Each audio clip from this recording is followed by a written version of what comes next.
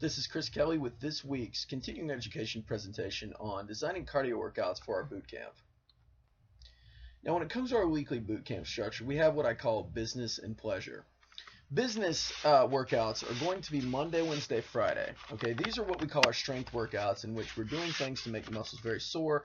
We're doing high intensity interval training, and we're doing things that are really higher intensity in nature. Whereas Tuesday, Thursday, and Saturday are more fun workouts. These are cardio workouts. These are things that get clients moving in different directions. We change the scenery. We change, the clients often make the comment, workouts change every time I come in. That's what we want on these days. We want these workouts to be intentionally randomized to provide sort of a little bit of a lower intensity stimulus to improve aerobic conditioning, as well as to actually improve blood flow and allow the client to become less sore. And we'll talk about that more as we go on here. So when we talk about our workouts, we have a high and a low structure. Basically, we alternate high intensity and low intensity workouts to allow for proper recovery. And once again, strength training days are business. Those are days in which we're doing strength and endurance intervals in which the client would perform, say, a push-up for a period of 30 to 90 seconds, and then immediately go to a squat for 30 to 90 seconds. And that stuff is supposed to be hard. We want the client to go as hard as they can on those days to change their body, and those are the things that are going to make the muscles very sore. The problem with that is if we did it every day, the client would be hobbling by about day 4 and they wouldn't come in anymore. So what we want to do on those days is push them as hard as they can, both from a strength perspective as well as a conditioning perspective, because as you'll see with the workout format in our next slide, we do high intensity interval training for about 10 to 15 minutes at the end of each boot camp for Monday, Wednesday, Friday. But with cardio days, we say lower intensity just because they're still hard. They're still going to make the client sweat, actually even more in some cases. But the point being is that these things are fun. They're circuit training workouts. These are more of the CrossFit style workouts you might see, in which we have 3 to 4 exercises, the client's moving around. We kind of call it intentional chaos, and that's kind of what we want, is that we have the clients not really thinking so much about, oh, I have to do 5 more. The intensity is basically self-selective. So if we say, for example, I want you to do 40 of this, 20 of that, and 40 of that for a period of 15 minutes. Repeat that circuit as many times as you can. The clients could conceivably stop and rest when they need to, and that's what we want, because that's going to give them the ability to self-select intensity. Okay, that's why I say self-selective intensity. But with this, the goal is to focus on core movements, mobility drills, and total body exercises. Okay, all of those things are going to improve recovery because they're going to improve total body blood flow, and they're not going to interfere with the client's muscles becoming less sore. So that's definitely something that we want to focus on. And an example of that would be doing, say, a squat to press with a foam roller.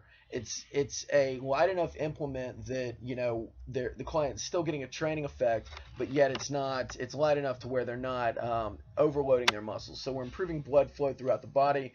We're getting their heart rate up to an aerobic degree, but we're not killing them. Okay, and that is the bottom line. We don't want clients to go as hard as they can on these days. We just want them to keep moving, because they're going to be fatigued anyway, so they're not going to need to. The other thing to consider on these days in particular is that team workouts, in which we say we put clients into teams, and we say, okay, the best team wins a smoothie. We give them 2 circuits. We say the person to finish the circuit first doesn't have to do 50 burpees, or I'm sorry, the team, or what have you. And that little bit of competitiveness that it creates, we've got really good feedback on. And again, that's something that breaks up the monotony of training. And the more we can do that on these cardio days and make it fun, the better off we're going to be, the better bang for the buck we have with this. So basically, our strength workout is structured as such. We have a warm-up for 10 minutes. We have 2 circuits, which are around 15 minutes each. And then we do some sort of metabolic conditioning, which is, in most cases, high-intensity interval training for 10 to 15 minutes. Like, the perception that I want from these days is that they are very, very hard. Okay, the client isn't thinking too much about it. They're going as hard as they can. Again, it's more of an intensity stimulus here. So we want the clients to go to close to failure on these days. We want them to work as hard as they can, and then recover on their cardio days. So for the cardio workout structure, we focus more on core training on these days. We have the same warm-up. We have an ab circuit to allow for a little bit more rest and recovery. And then our circuit training could consist of 1 to 2 circuits. You could certainly mix it up. You could do a circuit of intervals followed by a more of a circuit training metabolic conditioning workout in which you perform several exercises back to back for reps. You could have two ladders, for example, 20 reps of, say, a push-up and a squat, and then you perform, say, 19 reps of a TRX row and a reverse lunge, and then count down by 1. There's always, you can really kind of mix it up on these days, but the key is to just keep the client moving for around 40 to 50 minutes. So when we look at interval formats, okay, and these are things that can be used either in cardio days or as a finisher or for conditioning on our strength days, we have 2 types of intervals that we use. One is intermittent intervals, okay, and these are our Tabatas that we'll sometimes call them, but basically what it is we pick one exercise and we say, okay, I'm going to start with a medicine ball slam. I'm going to go as hard as I can for 30 seconds of work followed by 30 seconds of rest, okay, and we repeat that same exercise for a period of 8 minutes. All right, and this is useful, number one, when we have limited equipment, and number 2, because it doesn't require the client to move around and change stations. So this is a true interval workout here. There's no really rest or movement that will break up the time that they're actually doing work. Okay, and again, this is kind of a progression in the sense that we start with 30 seconds of work followed by 30 seconds of rest. We can progress to more work and less rest, as you can see here, and then we progress to either higher intensity with 20 seconds of work followed by 10 seconds of rest, or longer endurance-based intensity, which are, they're going to work different things. But the bottom line is, if you have 2 groups of clients, one client is in really good shape, or one group is in really good shape, one group is not so much, you could have the in-shape group be 30 seconds of a hard exercise followed by 30 seconds of an active rest exercise like a plank in which they're still moving around, whereas the other group might need to just catch their breath for 30 seconds. So there are always ways that you can modify that, but generally with this format, I'm going to choose 1 to 3 exercises and just perform them down the line. So if I have 6 minutes, I'll have 1 exercise. If I have 12 minutes, I'll have 2, etc. So that way, you can break it up as such.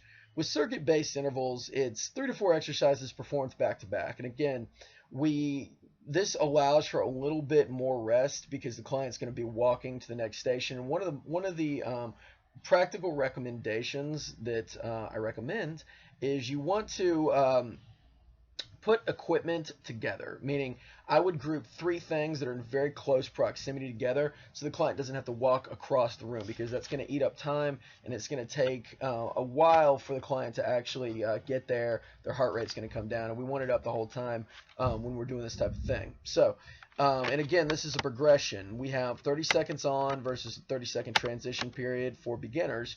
Then we go to 40 seconds of work followed by a 15-second transition period.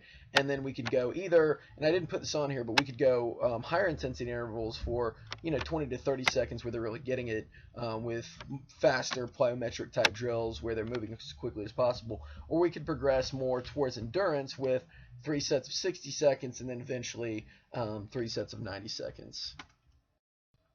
And for cardio formats, it's a little bit different. When I say cardio, these are intended to be aerobic type workouts. Okay, we're not necessarily trying to spike the client's heart rate up and down as much as we would with interval training. We're trying to just keep it continuously aerobic for a period of 50 minutes, and that's going to 40 to 50 minutes, and that's going to help them to burn more calories. It's also going to get them into much better aerobic shape, okay, which is the ultimate outcome of what we want from this weekly format. So we have a couple different formats that we'll look at here. Number 1 being rounds for time, and rounds for time is basically choosing 3 to 4 exercises and saying, all right, we have 15 burpees, 15 air squats, 15 jumping jacks, and a mile run. I want you to do this 3 times, and we're going to record how long that takes you. Okay, and with that, like, we're not trying to say we're going to do this in X number of minutes. We're going to say take as long as you need.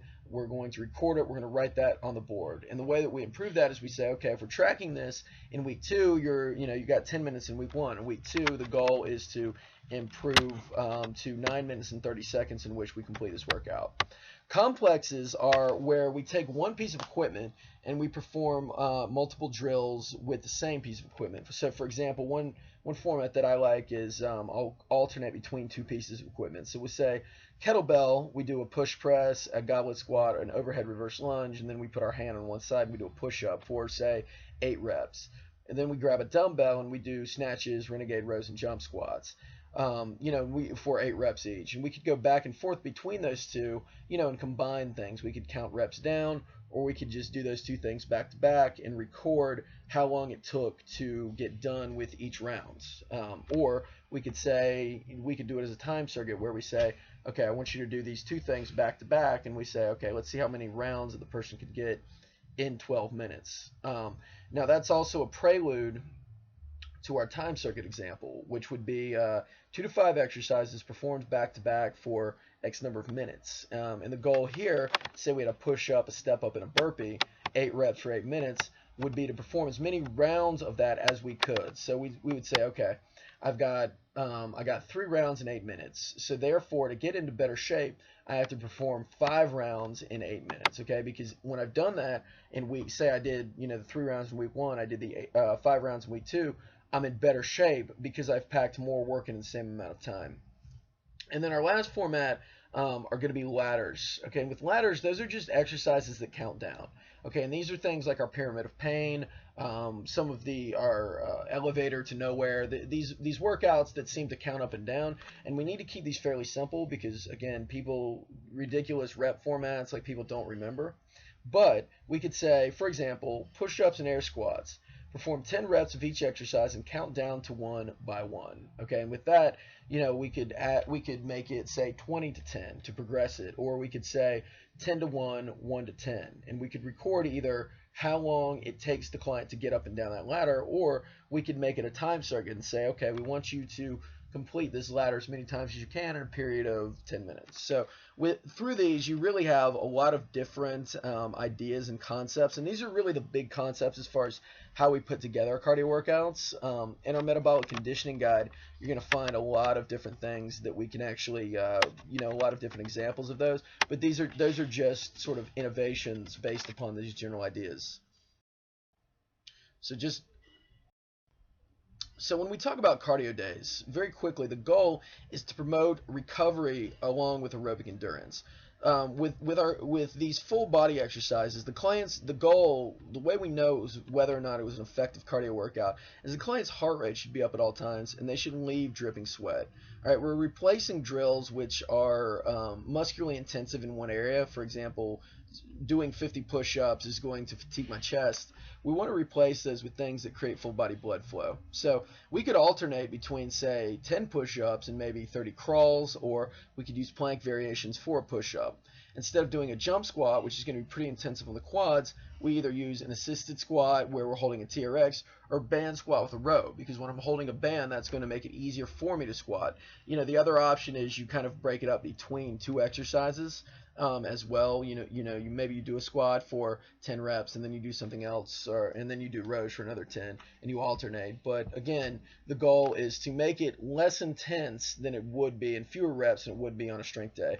Push press might be a foam roller holding onto a push press holding onto a foam roller, or even a wall slide.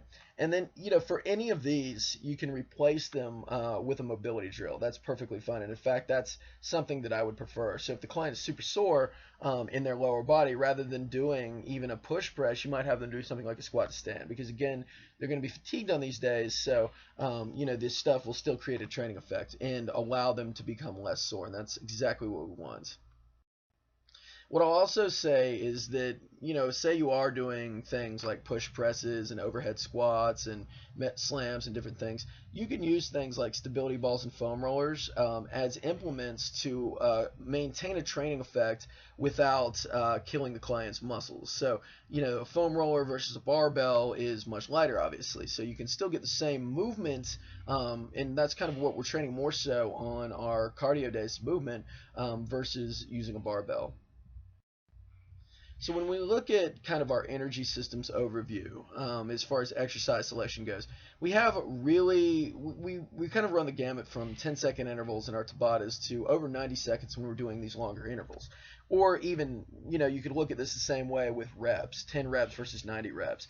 The exercise selection has to be very, very different. So when we're doing very short intervals, the intensity is going to be extremely high. Whereas when we're doing more aerobic intervals of like 90 seconds, the intensity is going to be pretty easy. And the biggest, not easy, but moderate. And the biggest thing is when we're doing these shorter intervals, things should be much quicker, harder, and easier to execute. For example, a push-up is something that is solid because it's something that the client knows and is easy to execute.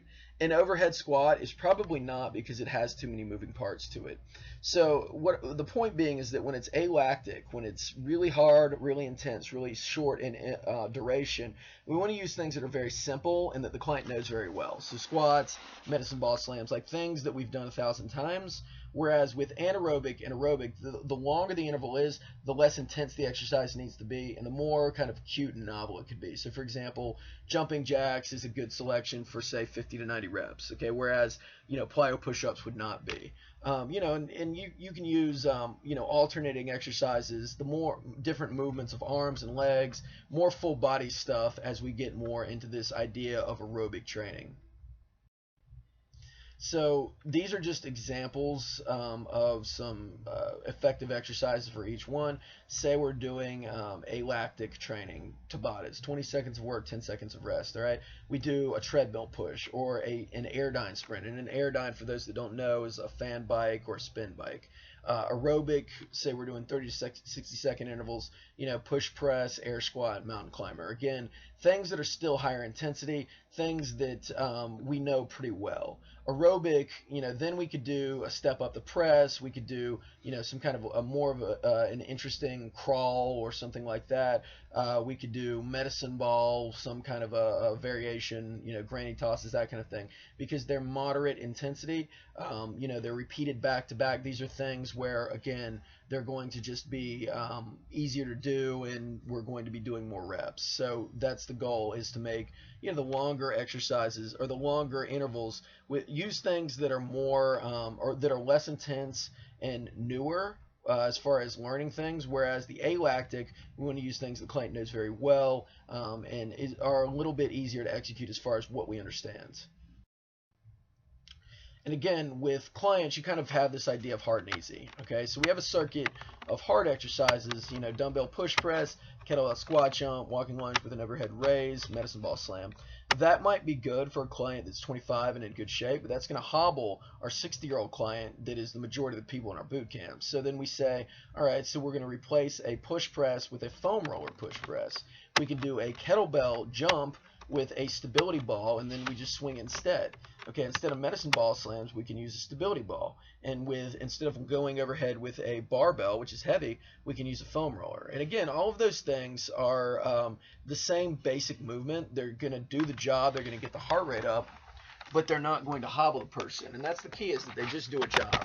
We're not trying to work the muscles so much with these workouts. We're just trying to get their heart rate up. Okay, so it's just basically using common sense, and more often than not, we want to do the least amount possible to get the training effect that we desire. So my 5 favorite exercises with a stability ball: we can do swings with them, we can slam it, we can hold them out in front of us and do a squat.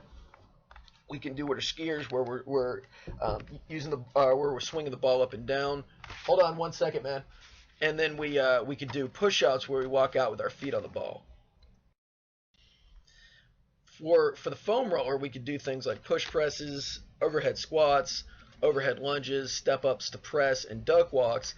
And again, these things look like barbells and dumbbells, so they're very similar. The only difference is that, again, we don't hurt anybody. So reading and application for this week. All right, our goal is to, we have a new boot camp cycle starting next week. We want to get our metabolic conditioning workouts down. So number one, I want you to study the workout formats, all right, for metabolic condition, or in our metabolic conditioning guide. All right, that's in the file section of our Peak Coach group. All right, really study those, create a couple of your own, and run a few past me, so we really are on the same page for next week. And we have things that, both the exercises as well as the formats. practice creating different team and individual workouts, all right? And think about, look at a workout, write a workout, and think about, okay, so now how do I make that team oriented? How can I make it a little bit more interesting? How can I get more people involved? And then set up a few workouts which you consider to be easy, medium, and hard. And there's absolutely no problem at all with setting up an interval workout on a cardio day, but just keep in mind, if you do that, make it a little different. Have some intervals outside, have some intervals inside. Change the scenery.